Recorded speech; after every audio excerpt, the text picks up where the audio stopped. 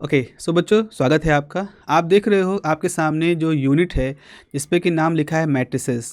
अगर आप Bihar engineering university से हो तो आपके मैथ पेपर में इसको लीनियर अलजेब्रा 1 यूनिट के नाम से आपको मिलेगा, और अगर आप AKTU यूनिवर्सिटी से हो तो आपको ये मैट्रिसेस नाम से आपकी यूनिट है जिसमें मैट्रिसेस पढ़ाई जाती हैं। है दोनों का काम एक ही, चाहे लीनियर अलजेब्रा की बात हो चाहे मैट्रिसेस की यूनिट के नाम से हो। तो हम लोग एक बहुत ही क्विक टारगेटेड रिवीजन कर रहे हैं यहाँ पर। आपके पास पहला टॉपिक है यहाँ पर स्क्वायर मैट्रिक्स। स्क्वायर मैट्रिक्स क्या होता है? जनरली आपको स्क्वायर के बारे में क्या मालूम है? स्क्वायर जो स्ट्रक्चर होता है उसमें अगर लेंथ और ब्रेड्थ की बात हो तो इसकी लेंथ और ब्रेड्थ दोनों बराबर होती हैं। मैट्रिसेस में क्या होता है? मैट्रिसेस में इस तरह से रो होती हैं और इस तरह से कॉलम होते हैं। ये दो चीज़ें होती हैं। रो को हम लिखते हैं पहले और फिर कॉलम को लिखते हैं उसके बाद में। तो अगर रो और कॉलम की संख्या बराबर, जैसे यहाँ पर एक रो दो रो, कितनी रो हैं? 2 रो हैं। एक कॉलम दो कॉलम, 2 कॉलम है। तो ये कैसी मैट्रिक्स है? 2 क्रॉस 2 की। और इसका स्ट्रक्चर चूँकि दोनों तरफ हॉरिजॉन्टल वर्टिकल बराबर है इसीलिए इसको स्क्वायर कहते हैं। तो ये हमारी स्क्वायर मैट्रिक्स हो गई। एन रो एन कॉलम, एन कोई नंबर है, 2 4 6 कुछ भी हो सकता है। और वो जो कि दोनों सेम होगा तो वही जो नंबर होगा उसको हम इस मैट्रिक्स का ऑर्डर भी कहेंगे। मैट्रिक्स का ऑर्डर भी कहलाता है। तो देखो यहाँ पे लिखा है a matrix having n rows and n columns is called the square matrix of order n। Example के तौर पे देखें, ये 3 रो की एक मैट्रिक्स है और साथ ही साथ इसमें 3 कॉलम भी हैं। तो ये आपकी एक स्क्वायर मैट्रिक्स है जिसका ऑर्डर 3 है, यानी कि इसको कहेंगे एक 3 क्रॉस 3 की आपकी ये मैट्रिक्स है। फिर आप आओगे बात सिमेट्रिक मैट्रिक्स और स्क्यू सिमेट्रिक मैट्रिसेस क्या होती हैं। एक दूसरे की अपोजिट एक तरह से मान लो, it's not very strictly but आप ऐसे मान सकते हो। तो सिमेट्री देखो, जब भी हम सिमेट्री की बात करते हैं, जैसे मान लीजिए हमने एक बटरफ्लाई बनाई, तो बटरफ्लाई जो होती है उसमें सिमेट्री का मतलब क्या है? अगर बीचों बीच से एक वर्टिकल लाइन ऑफ सिमेट्री बनाई जाए तो उसके राइट साइड का जो पार्ट है उसके लेफ्ट साइड का पार्ट है वो एक जैसा होगा। अगर ऐसा है तो आप कहोगे कि इस कीड़े के अंदर, इस जीव के अंदर सिमेट्री है।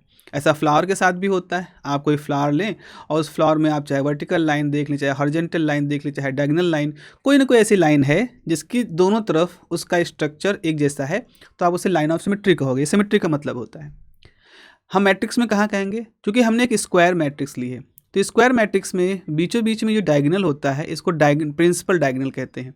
इसमें कुछ एलिमेंट हो भी सकते हैं और जीरोज भी हो सकते हैं। This is the principal diagonal या लीडिंग डायगोनल कहलाता है। तो लीडिंग डायगोनल के ऊपर की तरफ आप अगर ध्यान से देखो तो यहाँ इसके ऊपर की तरफ एक ट्रायंगुलर शेप है और इसके नीचे की तरफ भी एक ट्रायंगुलर शेप है। अगर आपको लगे कि दोनों ट्रायंगुलर शेप एक दूसरे के ऊपर फोल्ड करने से जस्ट ओवरलैप हो जाएंगे, जैसे यहाँ पे लिखा है UVW, ये एक ट्रायंगल है। ऐसे एक नीचे भी ट्रायंगल है, उस ट्रायंगल में भी लिखा है VUW, यानी जब इसको फोल्ड करोगे तो WW चिपक जाएगा, V चिपक जाएगा, U चिपक जाएगा। अगर ऐसा हो जाएगा, जैसे लगा दो सैंडविच है ना, सैंडविच को ऐसे आपने ट्रायंगुलर फॉर्म में ब्रेड काटा और दोनों को चिपका दिया, वैसा ही कुछ है। अगर ऐसा है प्रिंसिपल डायगोनल के अलॉन्ग, तो हम उसको क्या कहेंगे? हम उसको नाम देंगे सिमेट्रिक मैट्रिसेस। ऐसे मैट्रिसेस को सिमेट्रिक मैट्रिसेस कहते हैं। तो symmetric about what? Symmetric about the diagonal, leading diagonal. अब आपको एक चीज़ और मालूम होना चाहिए कि हम जब सिमेट्री बनाते हैं, हम जो मैट्रिक्स बनाते हैं तो उसमें उसका नाम रखते हैं एलिमेंट, कैसे A11, A12, A13। ये क्या दिखा रहा? First row first column, first row second column, first row third column. ऐसे ही A21, A22, A23 second row के first column, second column, third column. ऐसे ही A31, A32, A33। तो ये हमारी 3 क्रॉस 3 की एक मैट्रिक्स मैंने बनाई है बच्चों। और इस 3 क्रॉस 3 की मैट्रिक्स के अंदर ये जो आपकी 3 क्रॉस 3 की मैट्रिक्स में 3 रोज हैं और 3 कॉलम्स हैं, और इन 3 रो 3 कॉलम में हर एलिमेंट का अपना नाम है। इन जनरल हम एक नाम ऐसा रखते हैं AIJ, जहाँ I दिखा रहा है रो की वैल्यू को और J दिखा रहा है कॉलम की वैल्यू को। इतना समझ गए ना?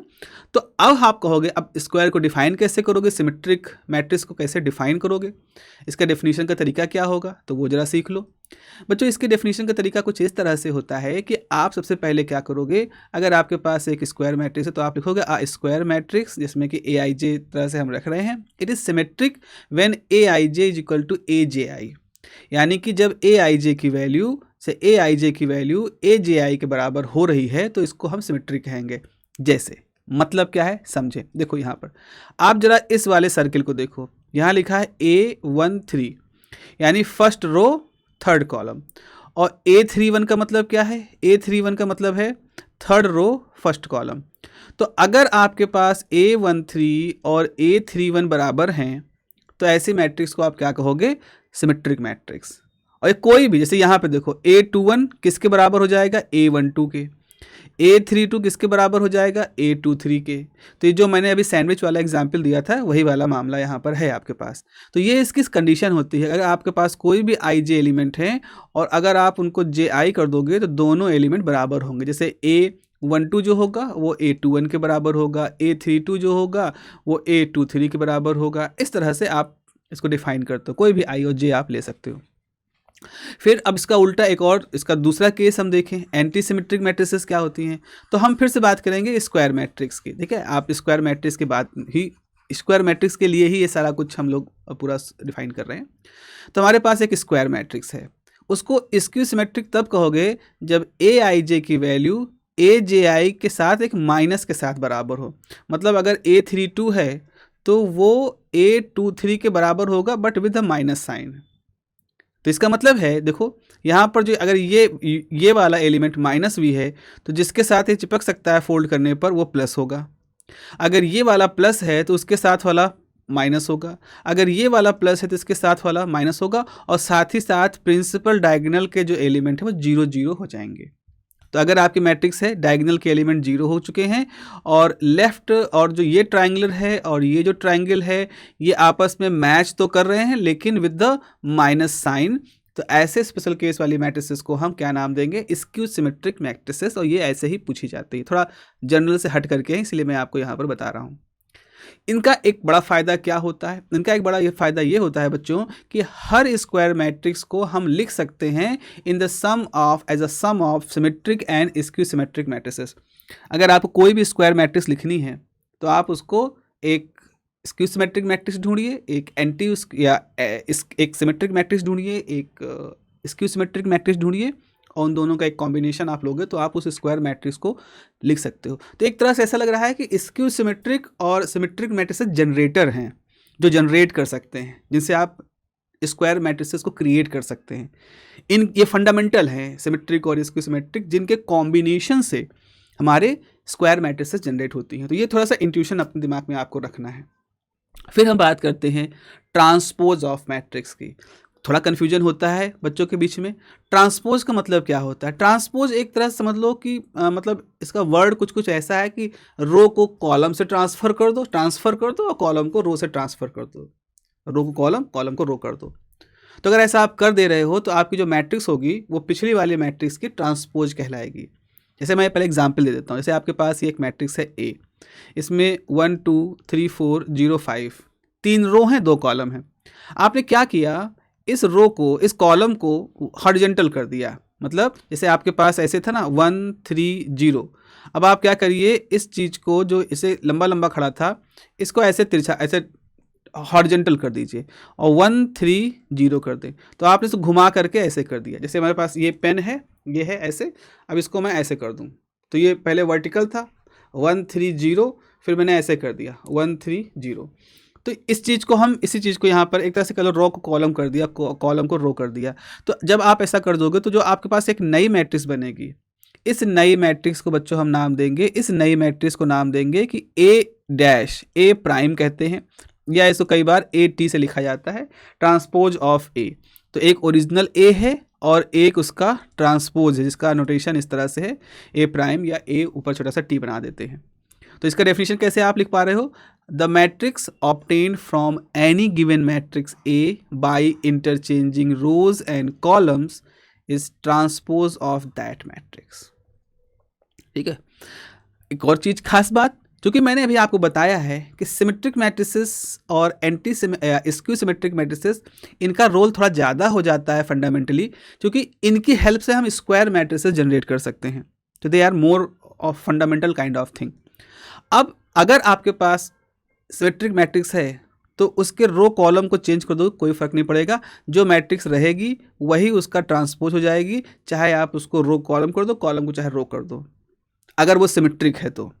लेकिन अगर वो मैट्रिक्स एंड स्क्यू सिमेट्रिक है तो आपका ए और ए कॉन्जुगेट ट्रांसपोज वो माइनस साइन का होगा। मतलब आपने अगर जब ए मैट्रिक्स है उसका आपने ट्रांसपोज ले लिया तो आपको मैट्रिक्स के बाहर एक माइनस कॉमन होता हुआ दिखाई पड़ेगा। तो ये एक तरह से ट्रांसपोज जुड़ा हुआ है इस स्क्यू सिमेट्रिक और सिमेट्रिक के साथ में। अब आगे जब आप इन्वर्स वगैरह कैलकुलेट करोगे, इन्वर्स कैसे निकालते हैं, एडजॉइंट कैसे निकालते हैं, तो वहाँ आपको दो चीज़ों की ज़रूरत पड़ती है। एक होता है टर्म जिसे आप कहते हैं माइनर ऑफ एलिमेंट्स, और दूसरा होता है कोफैक्टर्स। तो आपको माइनर और कोफैक्टर को समझना जरूरी है। पहले एग्जाम्पल देख लेते हैं। जैसे मान लीजिए, देखिए आपके पास यहाँ पर एक मैट्रिक्स दिख रही है, इसमें एक एलिमेंट 1 है, फिर 2 है, फिर 3 है, सेकेंड रो में 4 है, 6 है, 7 है, और थर्ड रो में 5 है, 8 है, 9 है। ठीक है, ये 3x3 की एक मैट्रिक्स है और ठीक तरीके से है।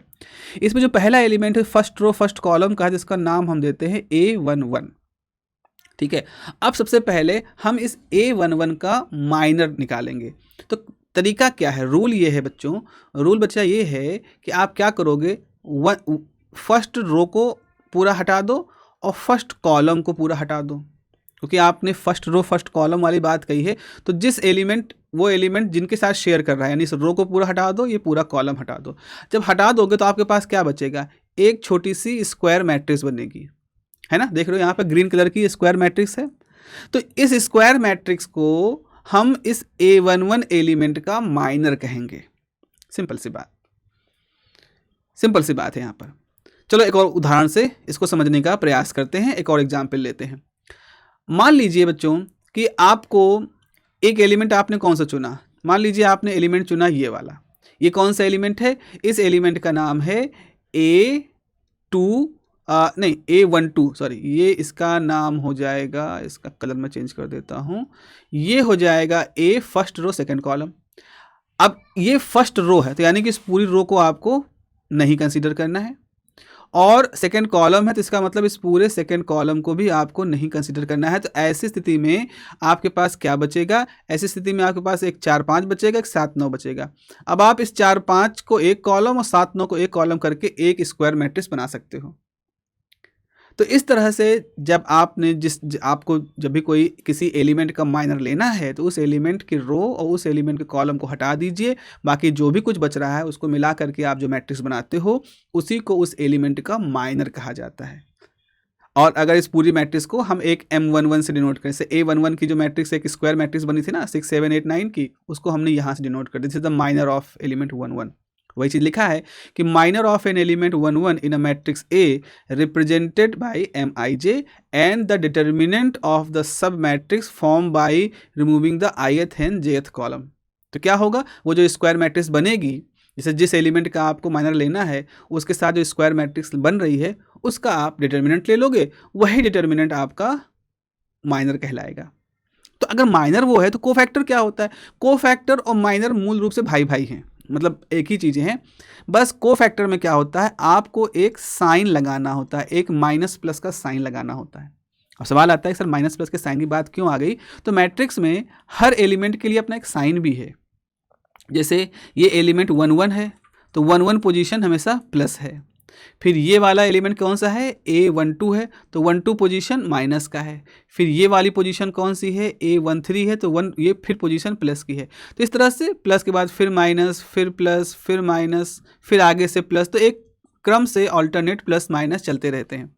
तो अगर आपने A11 लिया, उसके कोरस्पॉन्डिंग एक स्क्वायर मैट्रिक्स बनाई, उसका डिटर्मिनेंट निकाला और उसके साथ उस एलिमेंट की पोजीशन का साइन जोड़ दिया। जैसे अगर मान लो A11 निकाल रहे हो तो उसका जो माइनर आएगा M11 उसके साथ प्लस साइन होगा। अगर आप A12 ले रहे हो तो उसके साथ जो माइनर आएगा M12 उसके साथ माइनस आएगा, क्योंकि A12 की पोजीशन माइनस की होती है। तो इस तरह से आप एक फॉर्मूला निकाल सकते हो कि Cij, मतलब जो कोफैक्टर को हम C से रिप्रेजेंट करते हैं और माइनर को A से रिप्रेजेंट कर रहे हैं लेटर से। तो यहाँ पर Cij बराबर -1 की पावर i प्लस जे, यानी 1 1 है तो 1 + 1 2 हो जाएगा, तो -1 की पावर 2 यानी कि 1 हो जाएगा, और यहाँ पर उस मैट्रिक्स की वैल्यू हो जाएगी। तो इस प्रकार से आपको ये मालूम हो चलता है कि माइनर कैसे निकालते हैं और कोफैक्टर कैसे निकालते हैं।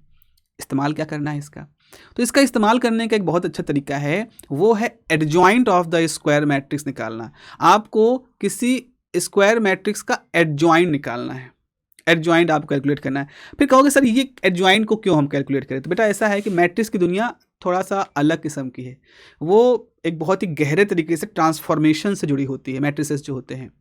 तो जब मैट्रिसेस जुड़े होते हैं तो हमें एक जगह ज़रूरत होती है कि मैट्रिक्स और उसका इन्वर्स, मतलब एक तरफ जाना और वहाँ आना, जैसे जाना और आना एक दूसरे की उल्टी घटनाएं हैं, वैसे ही एडजॉइंट मतलब एक तरह से मैट्रिक्स और फिर उसका इन्वर्स।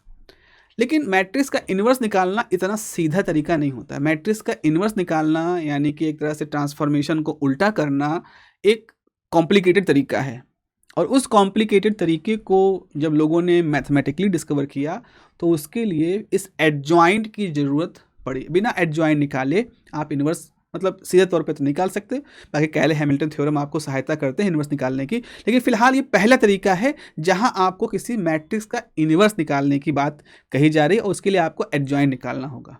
कैसे निकालोगे जरा समझो। मान लो आपके पास एक मैट्रिक्स है ए में एलिमेंट है A1 B1 C1, A2 B2 C2, A3 B3 C3, इनका नाम हमने रख दिया। अब आप क्या करिए, अब आप यहाँ A1 के लिए आप कोफैक्टर निकाल सकते हो। कोफैक्टर निकालने का मतलब क्या है? कोफैक्टर निकालने का मतलब है आप A1 के रो को सारा गायब कर दीजिए, आपके पास जो बची हुई रो कॉलम है उनकी स्क्वायर मैट्रिक्स बनेगी, उसका डिटर्मिनेंट निकालिए। वो डिटर्मिनेंट जो होगा वो A1 का कोफैक्टर होगा, माइनर होगा, फिर उसके साथ प्लस माइनस साइन लगा दीजिए तो वो बन गया A1। फिर आपने B1 को लिया, B1 के रो कॉलम गायब किया, बची हुई जो मैट्रिक्स बनी उसका डिटर्मिनेंट लिया, उसके साथ प्लस माइनस साइन जो भी जरूरत बनता है उसको लगा दिया, फिर बन गया B1। तो इस तरह से आपने आपके पास जो मैट्रिक्स थी, आपके पास जो ओरिजिनली मैट्रिक्स थी, उसके जो एलिमेंट्स थे उन एलिमेंट्स के कोफैक्टर की एक मैट्रिक्स बनाई। याद रखिएगा, पहले आपके पास ओरिजिनल मैट्रिक्स थी, फिर आपने उस मैट्रिक्स के एलिमेंट के कोफैक्टर्स की एक मैट्रिक्स बनाई, फिर वो जो मैट्रिक्स बनाई उसका आपने ट्रांसपोज ले लिया।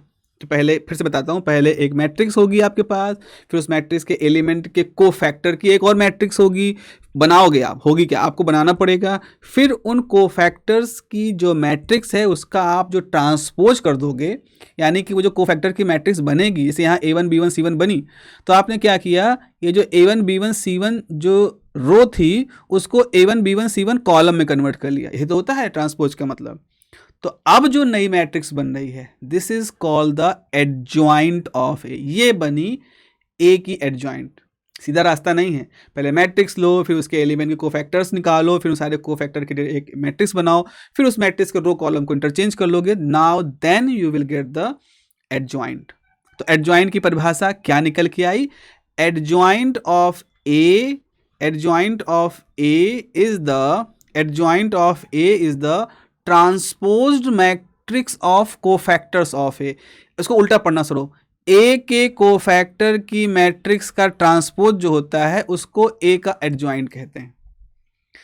अब इन्वर्स कैसे निकालोगे? तो तरीका ये है कि अगर आपके पास किसी मैट्रिक्स का एडजॉइंट मालूम है और आपको उस मैट्रिक्स का डिटर्मिनेंट मालूम है, तो ऐसी स्थिति में ए इन्वर्स का ये फॉर्मूला है जो मैं यहाँ पे आपके लिए दिखा रहा हूँ। ए इन्वर्स क्या हो जाएगा? ए इन्वर्स हो जाएगा आपका एडजॉइंट। आप लीजिए, एडजॉइंट को आप मैट्रिक्स के डिटर्मिनेंट से डिवाइड कर दीजिए और फिर आपके पास जो कुछ भी आएगा वो ए इन्वर्स आएगा, और इन्वर्स निकालना पूछा जाता है। तो बच्चों देखो ऐसा है, अगर आप गुणा भाग करो मैट्रिसेस को और जो भी कुछ आए आपके पास उसको आप कोशिश करो एग्जाम में लिखने की। गुणा करो, कुछ तो करोगे ना, और जितना भी कर पाओगे आपको वहाँ तक के नंबर मिल जाएंगे। तो इन्वर्स निकालने का तरीका क्या है? सबसे पहले आपके पास एक मैट्रिक्स होनी चाहिए जिसका आप इन्वर्स निकालना चाहते हो, फिर आप उसमें आइडेंटिफाई करो उनके माइनर्स को, फिर माइनर्स के साथ जो साइन है वो लगाओ तो आपके पास कोफैक्टर्स आ जाएंगे, फिर आप उन कोफैक्टर्स की एक पूरी मैट्रिक्स बना लो, फिर उस मैट्रिक्स को ट्रांसपोज ले लो, कोफैक्टर के मैट्रिक्स को, उसके रो कॉलम को इंटरचेंज करके, फिर क्या करो, आप ए का डिटर्मिनेंट कैलकुलेट कर लो, और फिर जो आपने भी कोफैक्टर की मैट्रिक्स बनाई है इंटरचेंज करने के बाद, यानी ट्रांसपोज लेने के बाद, उसको आप मैट्रिक्स के डिटर्मिनेंट से डिवाइड कर दोगे, तब आपके पास ए इनवर्स आ जाएगा। सो इट मीन्स दैट कि the calculation of A inverse is not a very bread and butter, it's not a very easy thing, हलवा नहीं है। इट टुक सम एक्सपर्टीज, और भी 4th class 6th 5th class की expertise, जल्दी जल्दी जोड़ सकने की क्षमता, जल्दी जल्दी चीज़ों को कैलकुलेट कर सकने, भाग दे सकते, छोटे छोटे भाग डिवीजन करने की क्षमता, पढ़े आपको 9 तक आ रहे हैं, you can do the things in very good manner. तो इस प्रकार से हम लोगों ने यहाँ पर ये बात देखी। आगे हम लोग बात करेंगे, आगे इसी में आगे हमें बात करनी है कि नॉर्मल फॉर्म क्या होता है। किसी मैट्रिक्स के नॉर्मल फॉर्म से आप क्या समझते हैं।